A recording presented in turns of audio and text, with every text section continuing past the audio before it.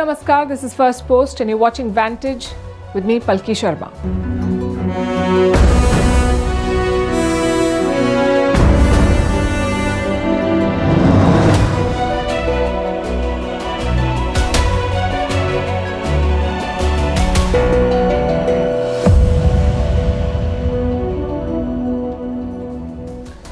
Coherence is not Donald Trump's strong suit.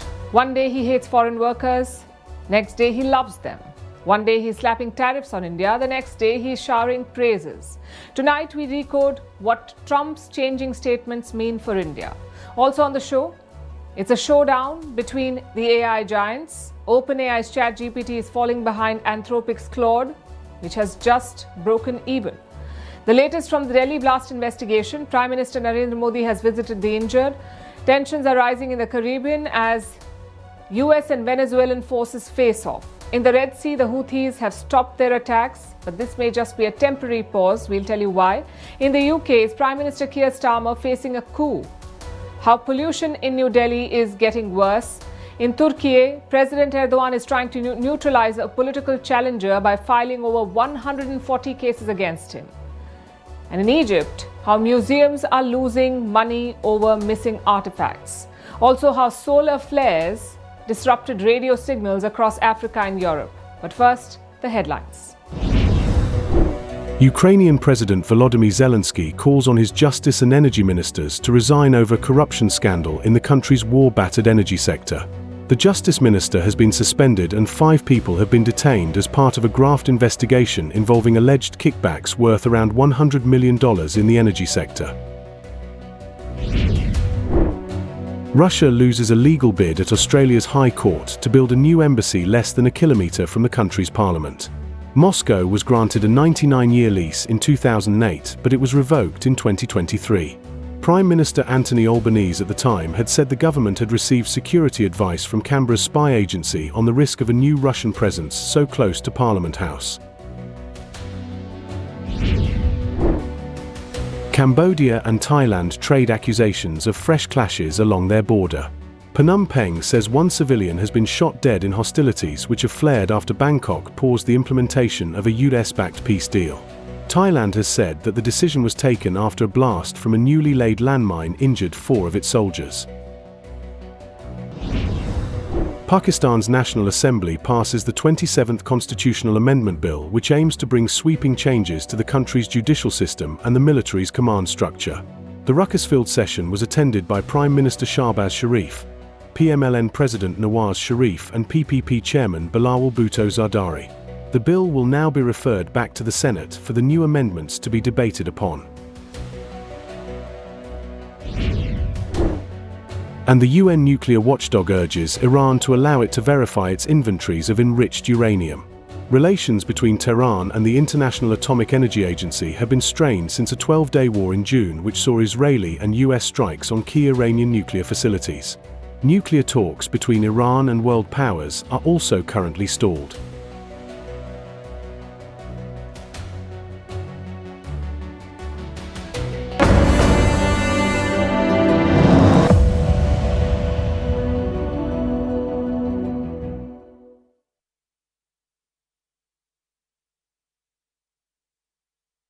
There's a war brewing in the Caribbean. On one side, the lethal American military. On the other, a desperate Venezuelan army. The guns are in place, the warships are moving in. All that's left is to pull the trigger. The question is, will US President Donald Trump do it? And we can tell you the indications are not good. Yesterday, an American warship sailed into the Caribbean, and it's not just any other warship. It's the largest and most advanced carrier in the world. The USS Gerald Ford, 100,000 tons of lethal firepower. This ship was supposed to be in the Mediterranean, but the US cut short its deployment. Instead, it was rerouted to the Caribbean. Experts say this is a strange decision for the US military, because these are not nimble vessels. These are floating islands. They sail with a lot of firepower and support. Take a look at this. 5,500 soldiers, 75 attack and surveillance aircraft, which includes FA-18 fighter jets, and 5 missile-guided naval destroyers. This is what the Gerald Ford is bringing to the Caribbean. A lot of additional firepower is already there. There are 10,000 US soldiers in the region. Around half of them are in Puerto Rico. This is an overseas US territory. It's around 800 kilometers from Venezuela. Back in September, the US military had reopened a base on this island. So clearly, they were planning to mobilize. Other than the Gerald Ford, the US has 9 warships in the Caribbean, amphibious assault ship Iwo Jima, transport dock San Antonio, destroyer Jason Dunham, destroyer Stockdale, destroyer Gravely, missile cruiser Lake Erie, missile cruiser Gettysburg, combat ship Wichita, and nuclear submarine Newport News. Plus, you have the air assets, the B-52 strategic bombers, the B-1B supersonic bombers, the F-35 fighter jet, and the MQ-9 Reaper drones. All of these assets are deployed in the Caribbean. Now, I could detail each of these weapons, but I'm sure you get the idea. You don't order this kind of firepower for no reason. You're either preparing for war or you're hoping to scare the opposition into submission. So which is it? In public, the other side is not acting scared. Yesterday, Venezuela staged a military drill. Their defense minister promised to protect the homeland.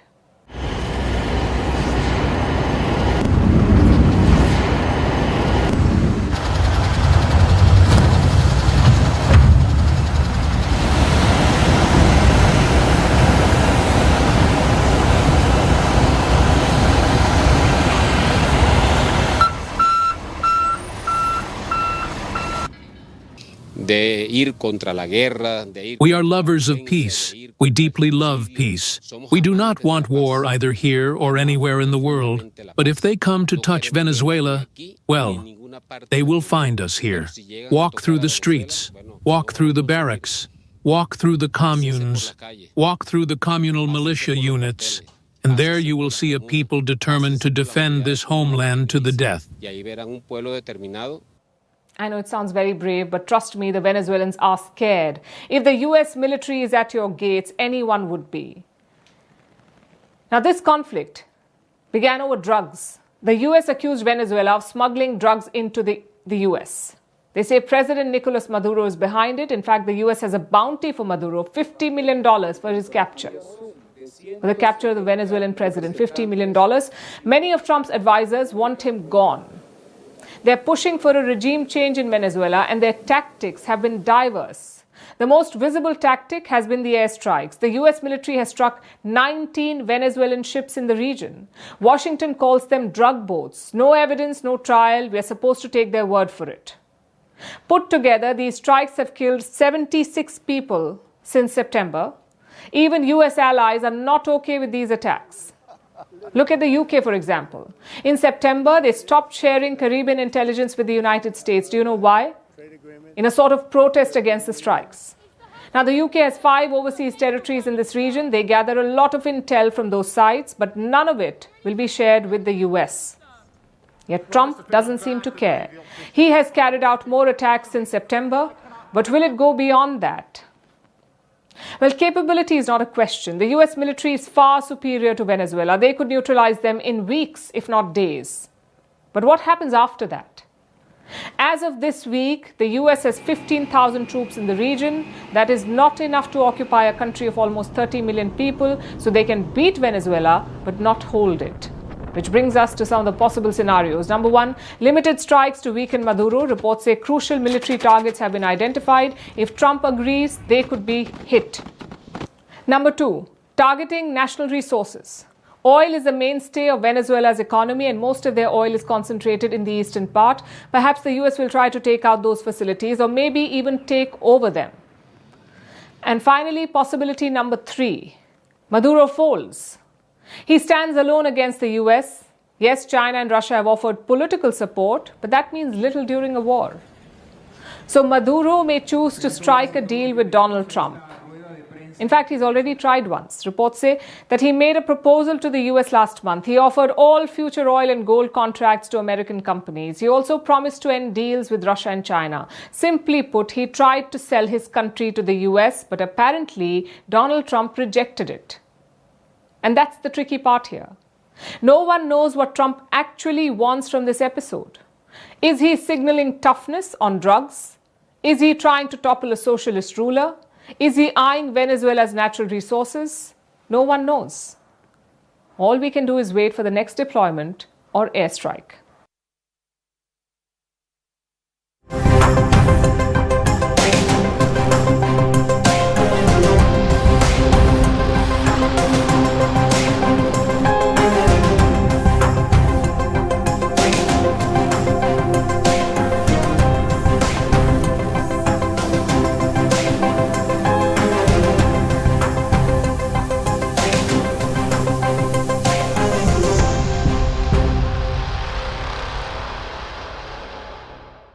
In journalism, you have beats. Some journalists cover politics, some cover science, some cover technology, and pretty soon we may need a Trump beat. Because covering the US president is not an easy job. He makes false claims, he makes multiple U-turns, and he makes up his own facts and numbers. Tonight, we'll take a stab at this Trump beat, specifically on 3 of his policy decisions. The first is foreign workers. Let me take you back to September this year. Donald Trump imposed a steep fee on H-1B visa applications. We've explained the H-1B before. These are visas for highly skilled foreign workers, people like engineers or doctors. And Indians hold 70% of such visas. In September, Trump tried to curb the H-1B. He imposed a $100,000 application fee. And his justification? That foreigners are taking American jobs. Cut to November, and he's dialing down. Trump now says America needs foreign H-1B workers. Listen to this. Because if you want to raise wages for American workers, you can't flood the country with tens of thousands or hundreds of thousands of foreign workers. You also do have to bring in talent. We have plenty of talented people here. No, you don't. We don't have talented people here? No, you don't have certain talents, and people have to learn. You can't take people off an unemployment line and say, I'm going to put you into a factory where we're going to make missiles. So what changed? Did the tech bros reach out to Trump? Did they convince him to dial down on H-1Bs? The fact is we don't know. But let's look at policy number 2, foreign students. In recent months, Trump has tried to curb international students, basically keep them out of American colleges. He has delayed visa processing, he has tightened the vetting, and he's all set to tweak a crucial immigration rule. Right now, foreign students get a work permit. You finish your course, you can work in the same field for about 12 months. Some 250,000 students use this permit, 250,000 students, but maybe not for long. The US government is looking to cancel or limit such permits, meaning you study and leave. We have seen the impact of these curbs. Foreign enrollment was down 20% in August this year. It was the lowest since the pandemic. If you add all of this, what impression do you get? That Trump does not like foreign students. Again, wrong. Listen to his latest comments. You don't want to cut half of the people, half of the students from all over the world that are coming into our country, destroy our entire university and college system. I don't want to do that. I actually think it's good to have outside countries. He's actually right. There are more than 1 million foreign students in the US. They contribute $43 billion to the economy. They also support 380,000 jobs. So this is not a one-way street. America benefits from these foreign students. Maybe someone finally told that to Donald Trump. Which brings us to the final issue, and that is trade. Trump has imposed 50% tariffs on India. 25% is a so-called reciprocal tariff, and the other 25% is a penalty, a punitive tariff for buying Russian oil. Trump says he's planning to reduce those high tariffs. He also says that a trade deal is pretty close. You know, we're making a deal with India, a much different deal than we had in the past. So right now they don't love me, but they'll love us again. We're getting a fair deal, just a fair trade deal. We had pretty unfair trade deals. They're very good negotiators, Sergio, so you have to take a look at that, if you would, please. But we're getting close, Scott. I think we're pretty close to doing a deal that's good for everybody, right? Again, that's Donald Trump for you. He professes love for India and Prime Minister Modi. At the same time, he slaps 50% tariffs. In the Trump beat, how do you analyze these policies? All of them matter to India. Like I said, 70% of H-1B visas are held by Indians. New Delhi has long pushed for expanding these visas. Same with foreign students. India sends the most number of foreign students to the US, around 29%, or 331,000 students. But in recent months, this outflow has reduced. Indian student approvals, or arrivals rather, dropped by 50% from July to August. A 50% drop. So New Delhi will be watching Trump's flip-flops closely. The question is, what should India make of them? Well, that's the hard part. Trump's policies lack coherence. They're being shaped by powers within his coalition. The tech bros like H-1B visas and foreign students. For them, it's skilled and affordable labor. But the hardcore MAGA fans, they don't like any sort of immigration. They feel it threatens white Americans and their jobs. And stuck in the middle is the president. How do you keep up with such wild swings? As we've said before, focus on what he does. If he curbs H-1B visas, respond to that. If he slaps tariffs, respond to that. If he restricts foreign students, again the same. It's true that a president's words carry weight, but with Donald Trump, words are cheap. It's much better to focus on his actions. We talked about the rush for AI quite a few times on the show, but imagine it like a movie that is playing out on the big screens. And this one has two main leads, Anthropic and OpenAI. Both Anthropic and OpenAI were founded by the same broad mission: build powerful AI safely, responsibly, and for the world. Both the companies started as research labs, both worried about runaway intelligence, both attracted the best minds in machine learning. OpenAI has ChatGPT, Anthropic has Claude. When they started, it looked like they were on the same path. But today they stand on two very different ends. OpenAI is chasing $1 trillion dream, yet it is still not making money. Anthropic is close to breaking even. So how did this happen? How did two companies with the same vision arrive at this? And which is the better path for AI startups? Tonight we look at it, starting with OpenAI. It started as a non-profit organization in 2015. In 2022, it shot to fame. That was with the launch of its chatbot ChatGPT. And since then, OpenAI has moved aggressively. It has scaled fast. It wants to lead the market. Currently, CEO Sam Altman says there is one major goal: pursuing artificial general intelligence, AGI, artificial general intelligence, and for that, the company will do anything and everything. It is willing to spend any amount of money for that. On the other side is Anthropic. This company was set up in 2021, founded by members, or former members rather, of OpenAI. They too have their own ChatGPT. It's called Claude. And they have very different priorities. Anthropic emphasizes on structured scaling. There's a lot of focus on reliability and safety. The priority is long-term stability. Of course, they're still investing for growth, but there's a clear timeline for profit. So two radically different approaches, and it shows in their balance sheet. OpenAI generated around $4.3 billion in revenue in the first half of this year. By the end of the year, the projection is around $13 billion in revenue, which is good money. But then you look at the expenses. The cash burn this year was around $8.5 billion. It could be even more.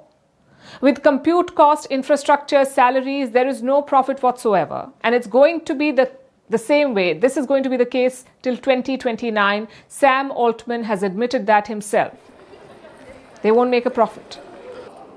The company is also gearing for an IPO, an initial public offering, and the valuation they're chasing is $1 trillion. So that's the OpenAI story. Then there's Anthropic. Its revenue exceeded $5 billion in August. It is projected to hit $9 billion by the end of this year. Again, even Anthropic is not making money yet. It is also burning cash like OpenAI, but there is a glimmer at the end of the tunnel. The company projects turning cash flow positive by 2027. Sustainable profits are expected in 2028. That's something that's quite rare in this AI bubble. This divergence tells us something fundamental. AI is not one business model, it's multiple overlapping ones. The so-called winner may not be one company, it could be one philosophy. OpenAI is betting on scale, speed, and first mover advantage. Anthropic is betting on durability, margins, and enterprise trust. Now, we're not saying that spending money is bad. If OpenAI achieves AGI, it could change the world. Similarly, Anthropic being cautious could work both ways. Investors love profit, but can profit sustain without a super hit product, a standout product? So both paths are rational and both carry risk. And Silicon Valley has seen such two-approach rivalries before. Think Apple versus Microsoft in the 90s, Facebook versus Twitter in the 2010s, Amazon Web Services versus Google Cloud. In tech, history rarely picks a single victor, and AI is shaping up the same way. The real question is not who wins the next quarter. It's who's still around when AI shifts from hype to habit. Because the race in AI is not just about power, it is also about staying power. Let's get you the latest from the Delhi blast investigation. The probe is intensifying. 8 suspects have been arrested so far. The NIA has taken over the investigation. That's the National Investigation Agency, the NIA. It's India's top counter-terrorism body. Like I said, they have held 8 suspects, all of whom have links with the interstate module, the same one that was busted hours before the blast in Delhi. They had stockpiled 2,900 kilos of explosive material. Most of the arrests happen in Jammu and Kashmir. Out of the 8 suspects, 2 are doctors. We told you about them last night. They were associates of Dr. Umar Mohammed, the man who is said to have been driving the car that blew up. Investigators are now focused on his role and motive. Did Umar Mohammed plan this explosion, or did he trigger the bomb by accident? That's the question they're looking at. Meanwhile, forensic teams have collected evidence from the blast site. Some preliminary reports are out. They indicate traces of 2 different types of explosives. One was ammonium nitrate. It's one of the world's most tightly monitored chemicals. It is used for controlled explosions in mines.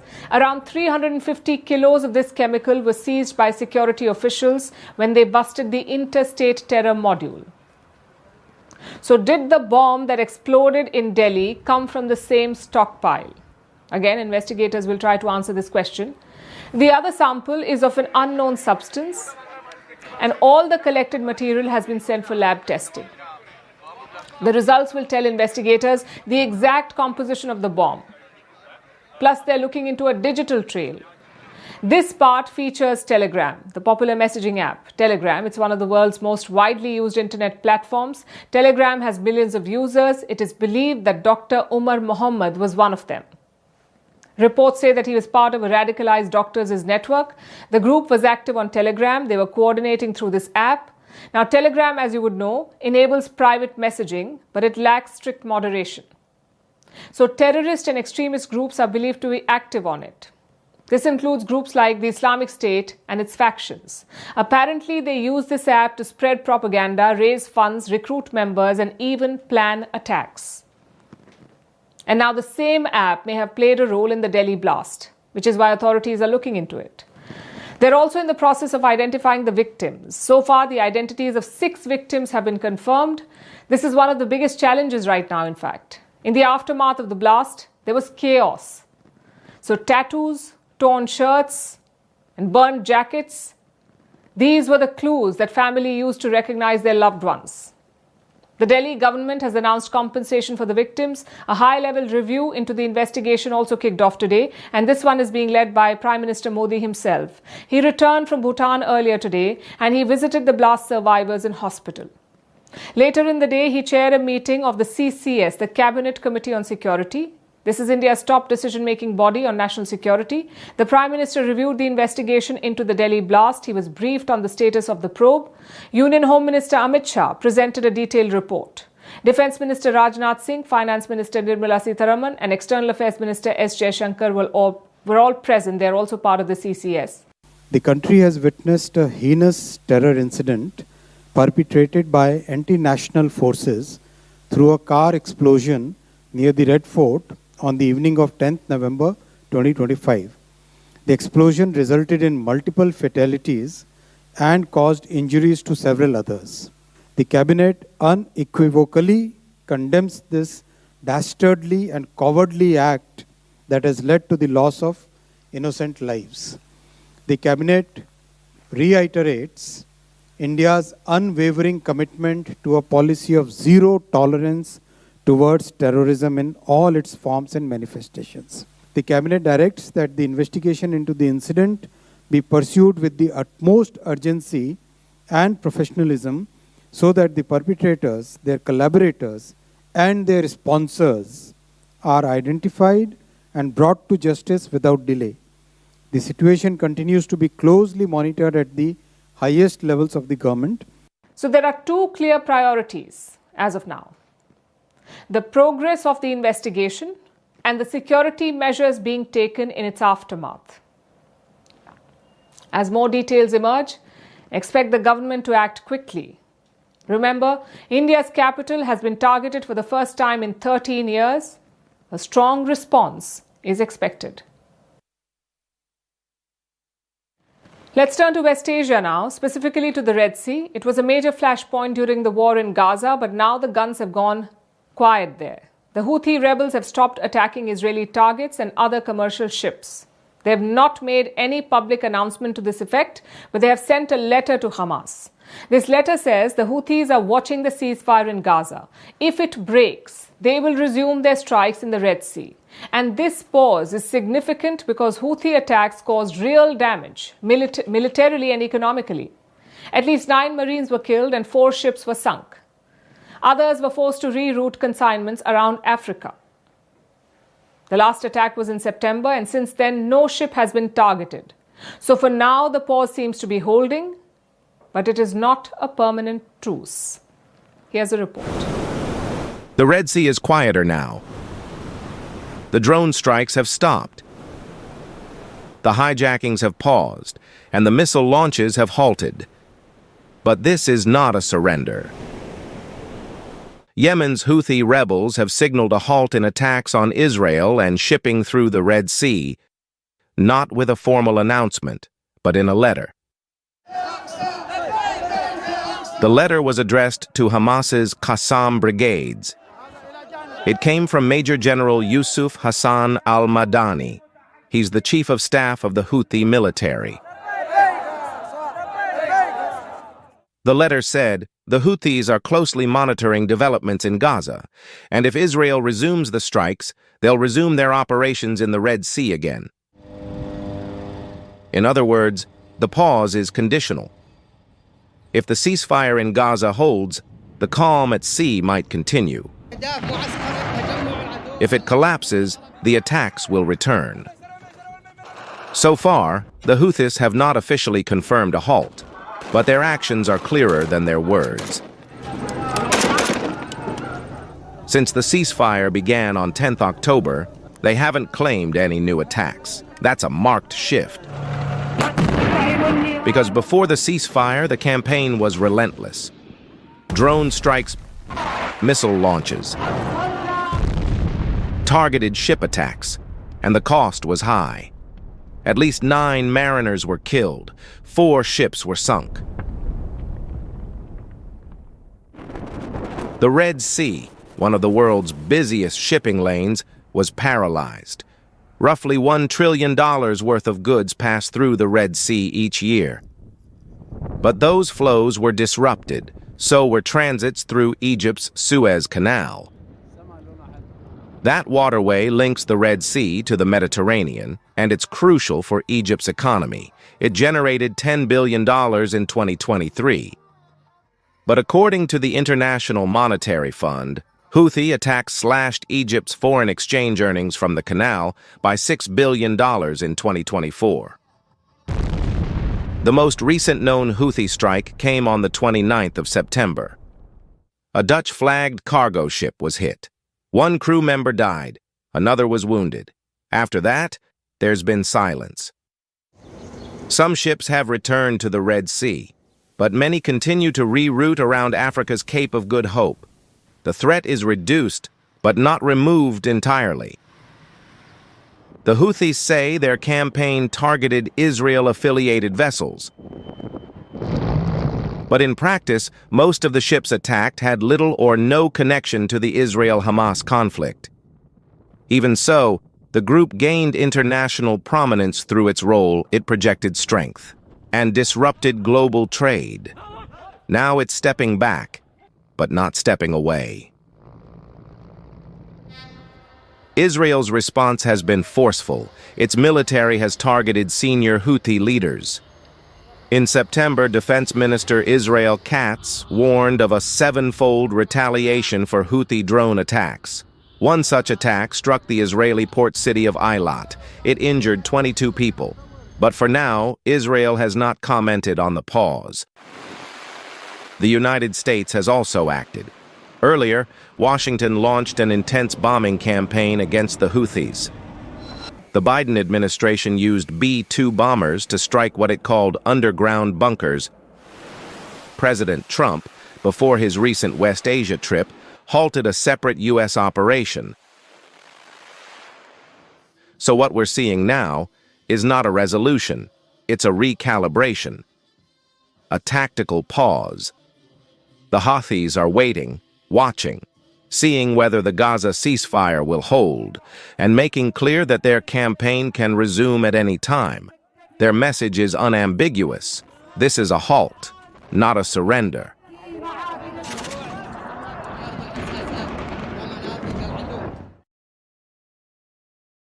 Our next story takes us to the UK. A coup is reportedly brewing in Westminster, not the kind with tanks or guns, but with rumours, briefings and political whispers. Keir Starmer is under scrutiny. Starmer is the Prime Minister of the United Kingdom and he is facing growing pressure. It's not from his opponents though, but from his own party, the Labour Party. They're the ones currently in power in Britain. So let me tell you what's happening there. Reports from across British media are pointing to growing tension inside the Labour Party. Downing Street is fearing a possible coup. Downing Street is the British Prime Minister's office and official residence in London, and officials there are on high alert. The reason? They worry that some Labour MPs may be losing faith in Starmer's leadership.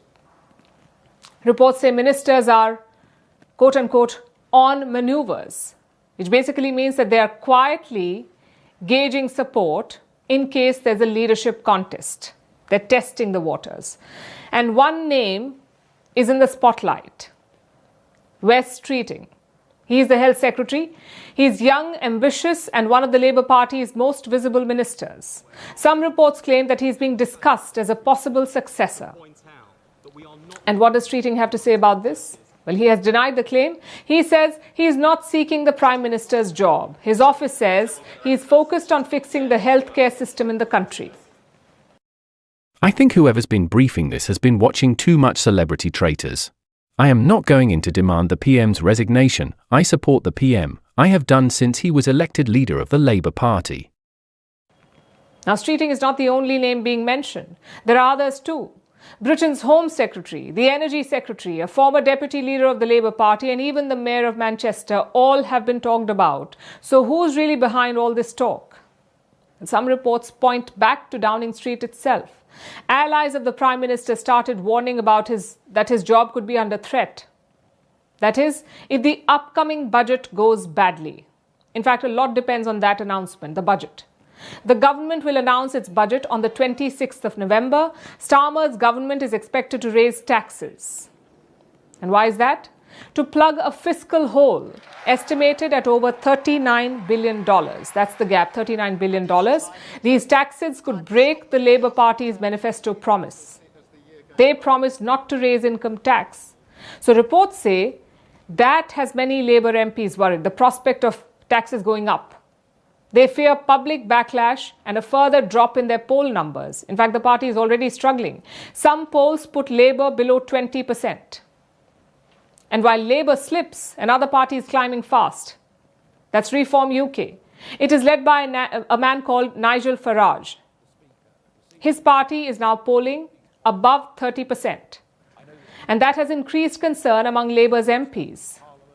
Besides, these reports have clearly unsettled the party. Keir Starmer's allies are trying to contain the rumours. They say reports of a coup have been exaggerated. They warn that replacing a prime minister now would shake financial markets and damage Britain's image abroad. Downing Street insists that Keir Starmer is going nowhere. He will fight any challenge to his leadership, Now, to give you some perspective, replacing a leader in the Labour Party is not easy. A challenger needs support from at least 20% of MPs, that is around 80 signatures, 80. And no Labour Prime Minister has ever been forced out by their own party. But the fact that such rumours exist shows something bigger. It shows a government under strain and a party struggling to project confidence. Britain is not new to political upheaval. It has changed 5 prime ministers in less than a decade, and each promised to bring calm after the storm. But the storm never fully goes away. Keir Starmer has made that same promise too. He campaigned on competence, control, and calm. For now, he still holds his ground, but the pressure is mounting, and if history is any guide, stability in Westminster rarely lasts long. Back in Delhi, the air quality continues to drop. The average AQI is over 400. It's the second day of severe air quality. Some of the pollution control measures have kicked in, but experts say they're not enough. Today, the Supreme Court of India also got involved. It has asked for a report on what is being done to tackle farm fires, especially in the states of Punjab and Haryana. Meanwhile, the residents continue to choke. As we go deeper into the winter, this problem will only get worse. Our next report tells you more. Another day, another pollution record. That's the story of Delhi this winter. Your eyes strain to see beyond the layer of smog. Your lungs burn with every breath. And the worst part? Pollution season is just getting started. These are the AQI readings from today. The number at 4 a.m. this morning stands out, 706. Let's put that reading in perspective. Most doctors recommend an AQI of less than 100. In India's capital, it was more than 7 times higher. The Delhi government has reluctantly started to act. Yesterday, they imposed stricter pollution measures called GRAP 3, the third stage of the Graded Response Action Plan. Schools have gone hybrid.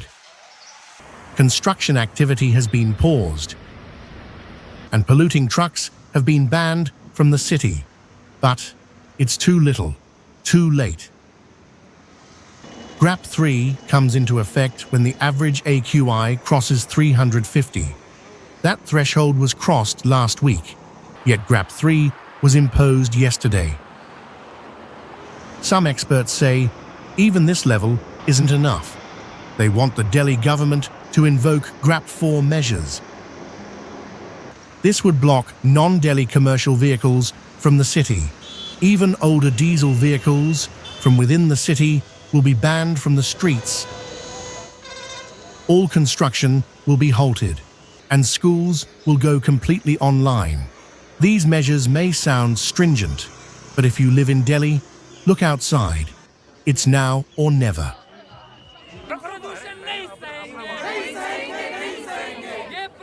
Residents are tired of asking the government to fix this problem. So, they have turned to the court instead. Today, the Indian Supreme Court heard a case about pollution in Delhi. The judges had some homework for the neighbouring states of Punjab and Haryana. These states are known for farm fires, a major cause of pollution in Delhi. The court has asked Punjab and Haryana to prepare a report on farm fires, on what's being done to tackle them. While the courts can nudge things in the right direction, this is a job for governments. Only they can create a long-term roadmap. Only they can allocate funds and implement stricter rules. But for that, the problem must be acknowledged. The Delhi government has been accused of distorting the pollution numbers. Sometimes they are spraying water outside AQI centres. Sometimes the AQI tracking website goes blank. This approach is counterproductive. When you fudge data, you may improve your optics, but you also harm your citizens.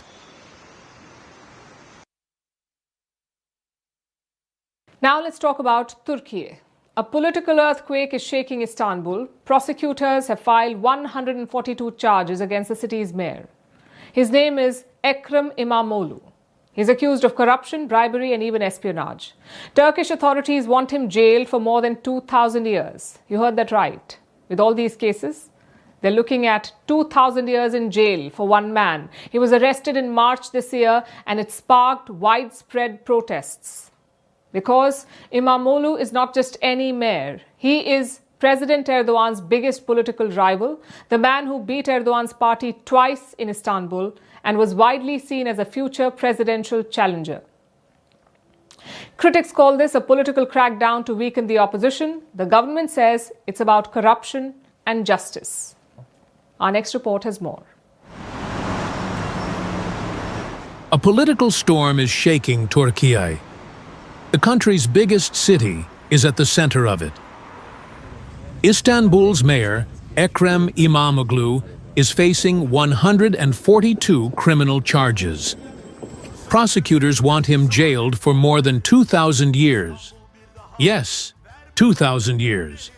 They accuse him of corruption, bribery, and money laundering. He also stands accused of embezzlement, extortion, and even espionage. The case file runs nearly 4,000 pages. It names more than 400 people. Prosecutors describe İmamoğlu as the head of a criminal network. They claim he used his influence to control tenders and city contracts. They say this cost the Turkish state billions in the local currency. İmamoğlu denies all the charges. He says the allegations are false and politically motivated. He was arrested in March this year. Since then, he has been in pre-trial detention. His arrest led to protests across Turkey. It was reportedly the country's worst street unrest since 2013. Critics say his only crime is political ambition. Because İmamoğlu is not just any mayor. He is President Erdogan's biggest rival. The man who beat Erdogan's party twice in Istanbul, a city seen as the heart of Turkish politics. Those victories made him a national figure and a strong contender for the 2028 presidential race. His rise showed that Erdogan's party could be defeated at the ballot box, even in its traditional strongholds. Now, that path seems uncertain. The charges against him could end his political career. Even his university degree has been annulled. Without it, he cannot run for president. Supporters say this reflects growing pressure on the opposition. At least 16 mayors from his Republican People's Party have been jailed since the 2024 local elections. Each case has fueled concerns about the independence of Turkey's judiciary. Prosecutors have also accused him of espionage. They allege he shared personal data of Istanbul residents. They say it was used to attract international funding. İmamoğlu has rejected that claim too. His party says the aim is to prevent him from contesting future elections. The government rejects those claims. It says the judiciary is independent. Officials insist the case is about corruption, not politics. But the timing has raised questions, and the scale of the charges has drawn global attention. A sitting mayor accused of running a criminal organization. A leading political rival facing more than 2,000 years in prison. The case has become a measure of the political climate in Turkey and a test of how far power can reach when justice and politics collide.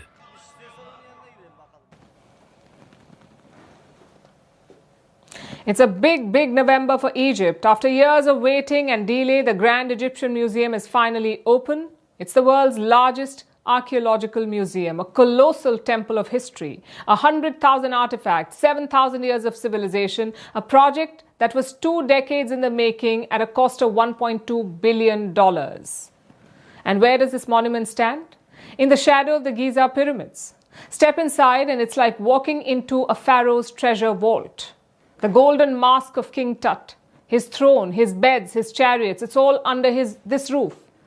A museum built to celebrate the civilization that has taught us how to measure time. But there's a problem, a glaring historical gap. This museum may be grand, but some of Egypt's grandest treasures are not even here. Take the Rosetta Stone, for example. This stone was carved in the 2nd century BC. It contains fragments of passages written in 3 different scripts: Greek, Egyptian hieroglyphics, and Egyptian demotic. In fact, it helped the world understand hieroglyphics. In 1799, a French soldier discovered it. The British then took it from the French, and right now it sits here at the British Museum in London.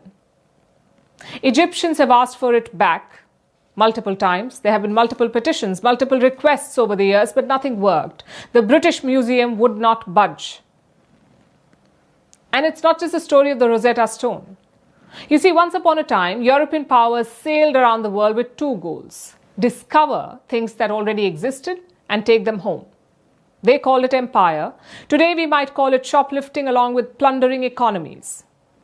Take the Kohinoor, for example. It was mined in India's Golconda. It passed through the hands of various Indian dynasties. Finally, the British took it from Maharaja Dalip Singh. And where is it now? Sitting in the Tower of London. Then we have the Amaravati marbles. It's a collection of over 120 ancient limestone sculptures and inscriptions. They are from the Amaravati Stupa in India. Again, they're in the British Museum. There's also the gilded bronze statue of Tara. It is one of the rarest artifacts from Sri Lanka. And where is it currently? Well, you guessed it right, the British Museum. I could go on and on. The Elgin marbles from Greece, ancient Buddhist sculptures from Southeast Asia, Khmer antiquities from Cambodia, Thailand and Laos, artifacts from the Indus Valley civilization, the Benin bronzes from Nigeria, golden crowns from Ethiopia. All of this is at the British Museum, a museum that is world famous. In 2024, it was visited by 6.4 million people. It made $1.2 billion, all from grants, philanthropic pledges, ticketing, memberships, retail and commercial deals. Now imagine if Cairo, New Delhi, Lagos, Athens and Benin all had their heritage back. How many tourists would cross oceans to see ancient history in Britain? Would the British Museum still have as many visitors? Would it still be making so much money? Western museums have long argued that they protect global heritage, that without them, artifacts would be lost, destroyed, or forgotten. It's a neat argument until you look at the modern reality. Egypt today has world-class conservation labs. It has state-of-the-art vaults. It has a brand new museum that looks like a futuristic temple. It does not need Britain looking after the Rosetta Stone. Similarly, India can take care of the Kohinoor. Preservation is no longer an excuse, so enough with the polite requests. The Rosetta Stone, the Kohinoor, the Benin bronzes, these aren't treasures on loan. They're the spoils of conquest, taken when rules were made by the takers. For decades, Britain has profited from this. They have turned other people's pasts into their present profits. If the British Museum is truly a guardian of global heritage, then they should prove it. They should start by returning what was stolen. Because reparation is not charity, it is justice. Our final story tonight is about the sun. It has released its strongest solar flare of the year. It was an X 5.1 class event. That basically means it was a very powerful solar explosion. The solar flare was detected early Tuesday morning. The burst came from a large and active sunspot. That means an active region on the sun's surface. It sent a wave of radiation towards the Earth that caused radio blackouts across Africa and Europe. It briefly disrupted radio communications used by flights and ships. The flare also released a cloud of hot gas and charged particles. Experts say it is now moving towards the Earth at a high speed. When it arrives, it could disrupt GPS and satellites. But there's also a silver lining. It could create spectacular auroras in the sky. Here's a report. Something extraordinary just happened on the sun. Early Tuesday morning, a massive flash burst from its surface. It was bright, powerful, and impossible to ignore. Scientists say it was the strongest solar flare of the year. It's classified as an X5.1 event. That number tells scientists how powerful it is. Solar flares are ranked by strength in 5 classes, A, B, C, M, and X. Each letter means 10 times more energy than the last. So, X-class is the highest category, the kind that can affect Earth directly. This was the most intense flare since October last year. The blast came from a large, unstable region on the Sun called AR4274. That's a sunspot, a darker area on the surface of the Sun. Sunspots look dark because they are cooler than their surroundings. But beneath them, magnetic fields are extremely active. They twist, stretch, and store huge amounts of energy. When that energy becomes too much, the magnetic field suddenly breaks. That release of energy is what we call a solar flare. The radiation from this flare reached Earth in about 8 minutes. That's how long it takes light to travel from the Sun. When it hit the upper atmosphere, it caused a strong radio blackout. According to the U.S. Space Weather Prediction Center, this was an R3 level event, indicating it was a strong one. High-frequency radio signals over Africa and Europe were briefly disrupted. But the flare wasn't over yet. It also released a coronal mass ejection, or CME. That's a giant cloud of hot gas and charged particles moving through space. Imagine billions of tons of solar material racing outward at incredible speed. This one is traveling at about 4.4 million miles an hour. When that cloud reaches Earth, it could trigger what scientists call a geomagnetic storm. That happens when solar particles collide with Earth's magnetic field. The stronger the impact, the stronger the disturbance. Such storms can affect satellites, GPS systems, and even power grids on the ground. But not every effect is harmful. Geomagnetic storms also create something spectacular, the auroras. When solar particles hit the atmosphere, they make gases glow in different colors. That creates the northern and southern lights. This time, those lights could appear much farther south than usual. Scientists say this surge in activity is part of a bigger cycle. The Sun goes through an 11-year rhythm of calm and chaos. During its peak, known as the solar maximum, flares and eruptions become far more common. This latest flare is a clear sign that the solar maximum is getting close. For scientists, it's a chance to study the Sun more closely. For everyone else, it's a reminder that what happens on the Sun doesn't stay there. And now it's time for Vantage Shots, images that tell the story. Indigenous protesters force their way into COP30 climate summit. A typhoon in Vietnam exposes a centuries-old shipwreck on a beach. And northern lights light up the night sky in the US state of Iowa. Finally, we're taking you back in history. On this day in 1970, Cyclone Bhola hit eastern India and present-day Bangladesh. It killed nearly 500,000 people in both regions. Bhola remains the deadliest tropical cyclone on record. We're leaving you on that note. Thank you for watching. We'll see you tomorrow.